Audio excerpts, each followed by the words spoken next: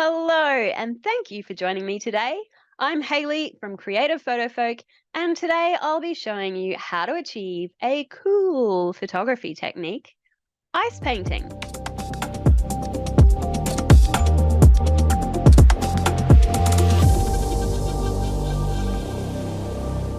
Now, this isn't the most difficult of techniques. It basically involves painting ice and then photographing the results.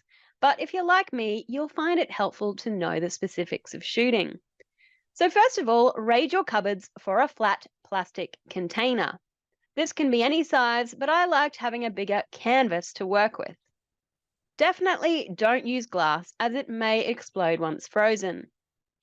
Next, fill your container with about 2 inches of water, thick enough so it doesn't melt too quickly, and then pop this into the freezer for 24 hours or so.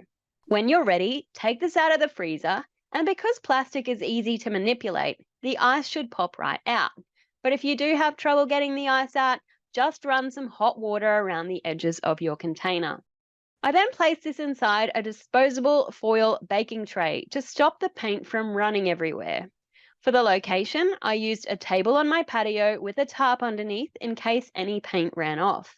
It was a sunny day, so I moved the table to the edge of the patio so it was still in covered shade but lit by natural light.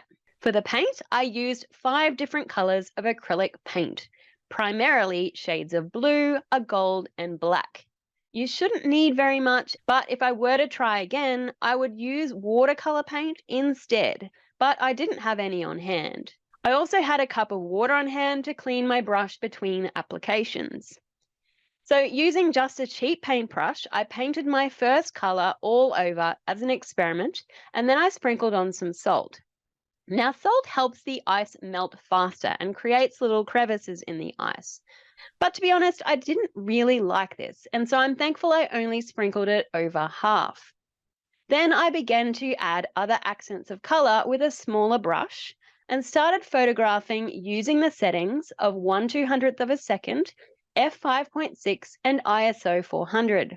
I chose to shoot with a macro lens, but I reckon you could get away with a wide angle lens for this one too. Now, unfortunately, you can't really use an overhead tripod for this one to lock in your focus because the ice will be a bit uneven. So it will take a bit of time to get your focusing right, especially if you're using a finicky macro lens. And this one will hurt your back if you stay hunched over for too long, so be sure to have a chair handy. I did try adding a flash to shoot some extra light across the surface of the ice, but I found I didn't really need it and switched it off for most of the shoot. Now it's just a matter of waiting for the ice to melt so that the colours move, blend and slip off the sides. You will want to add on more paint every now and then to change the patterns and colours, or you can use some water to clean your slate and try some new colours. What I found most interesting was flipping over the ice and photographing from the other side. And you can see where the paint has fallen into the little salt divots, so it was worth doing. The other thing I tried was to paint a few different colours on top and then throw this back into the freezer so the paint didn't look so wet. So be sure to play an experiment here. Here's a few of my results. Now, they weren't all winners, but some of these I really like, and I'm seriously considering listing a few for sale with my print dealers to see how they sell as abstract art. I have done some minor retouching to these in Lightroom just to enhance the shadows and details. So what did you think of this one? Keen to give it a try? Let me know in the comments. And for more interesting projects, be sure to hit that subscribe button. Happy creating! Bye!